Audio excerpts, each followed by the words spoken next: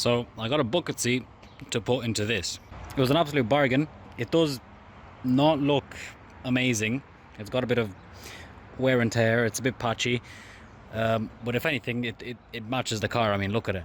I took out the stock seat and got some measurements to make an adapter to fit that onto the stock rail so it can slide back and forth. And using those measurements, I designed an adapter which I'll be making out of this bar of steel right here.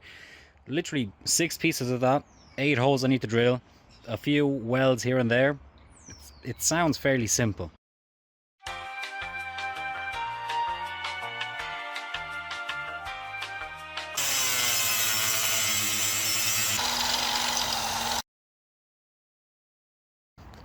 Not too bad. I mean, I can see that working out fairly nice. Slight change of plans. There was no way that was going to work out. It was sitting way too high. And here we are the next day. I've actually disassembled the stock seat rails, had to drill out some rivet there and then just slide them off, hammer them off. That's the seat there. And what we're going to do is we're going to use these holes here and make some adapters coming from underneath up and actually bolt into the side of the seat. So all of the measurements and fabrication and where's the bracket? Yeah, all the work gone into making this is kind of useless. We're probably going to chop it here and still use this part, but yeah. I've made these, the rear mounts, it's literally just an L bracket, a hole there, a hole there. Did exactly as I said, and now that's pivoting on there. And now I've made this cardboard template, and that's going to mount into there, and then this bar is going to mount into the hole that I actually drilled, which used to be the rivet.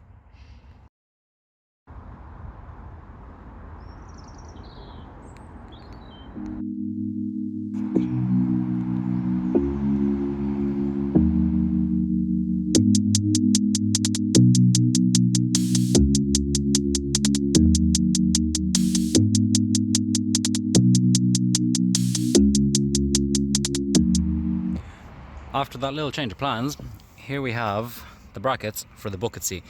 It's exactly the same thing on the other side. I took the seatbelt out and looped it through here. And as for the buckle itself, I got a piece of bar there, connected it to where the seat rail mounts into the floor, and then extended that, put that in there. It's all nice and tight, and then we buckle it in through there. I've been driving it like this for over a week now, and it definitely gives me more confidence going through corners. I can also feel what the car itself is doing way better. And it really holds me in very well. It's leaned back, it's lower. The new driving position did take a bit to get used to, but it is overall very good. Getting in and out of the car, it's a bit more complicated now. I also did take the seat to get professionally cleaned before putting it in the car. Obviously it still doesn't look great, but it definitely is cleaner. It's not amazing, but way better than it used to be. Next up, as I said in a previous video, we have these lovely 14-inch wheels waiting to go on the car.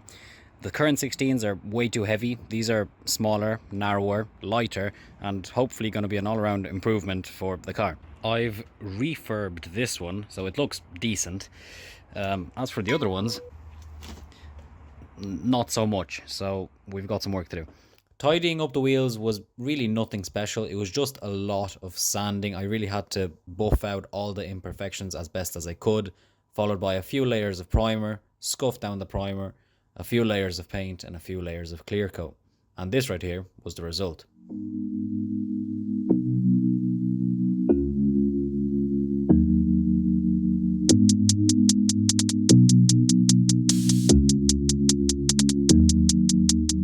So those right there are the wheels done.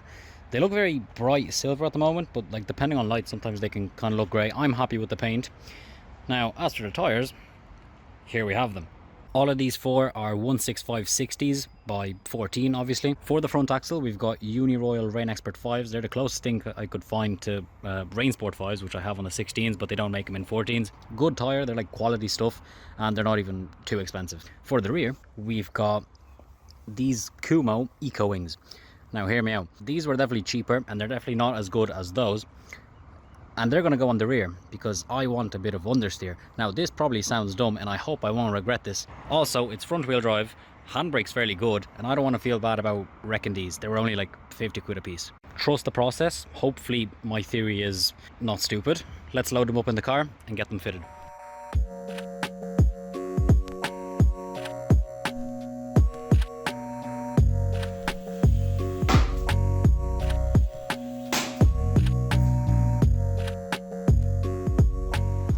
So we've stopped here and we're going to throw on the new wheels. You can clearly tell they are smaller. They're technically the stock size, but we got some nice looking lightweight alloys with some decent tires. So let's throw them on. So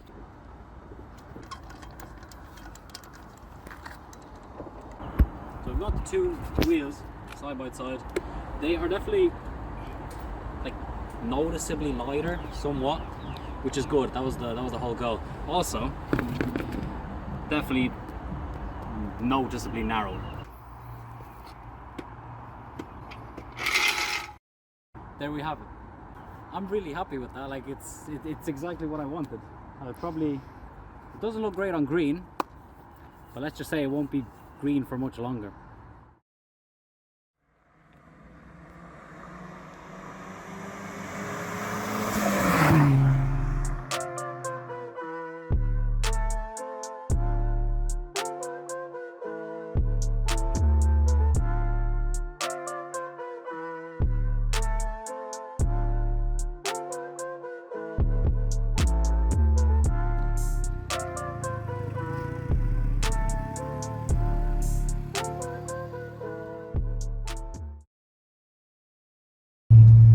So initial impressions. Straight away I noticed that the road noise was like completely gone. These are so much quieter compared to the wide tyres and the big wheels with the skinny sidewall. Also, despite the suspension being as bumpy as it is, despite what it may look like, it is a bit more comfortable compared to the thin sidewalls, big tyres. It's still super bumpy. That's just the suspension we're running. The narrower contact patch and the lighter wheels could in theory result in better fuel economy, but the reason why the fuel economy is so bad on it is me. But there is potential for better fuel economy if I'm willing to behave. In terms of acceleration, it's not that noticeable like in first, second, third. But for example, when I was on the motorway, compared to the old setup, when I put the foot down now, it doesn't want to go. Like it's a 1 litre, it has no torque. But compared to before, it definitely pulls way better at motorway speeds. However, now, with the wheels being smaller, we're sitting at around 4,000 RPM cruising at the speed limit on the motorway, which is not ideal, but it's not built for motorways, as I've said many times before.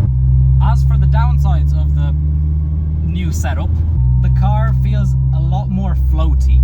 With the big sidewalls, there's a bit of input lag, if you will, from when I turn the wheel to when I feel the car starting to turn. But I'll get used to it, and it's still definitely drivable. I'm perfectly okay with that.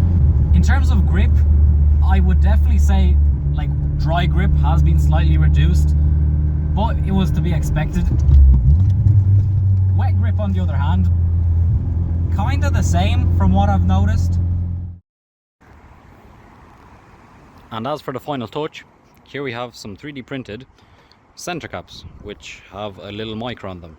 That's the outside part, and then we have these yokes here. These clips took me like 4 or 5 tries to get designed right, but now they're nice and springy and they fit in the wheel.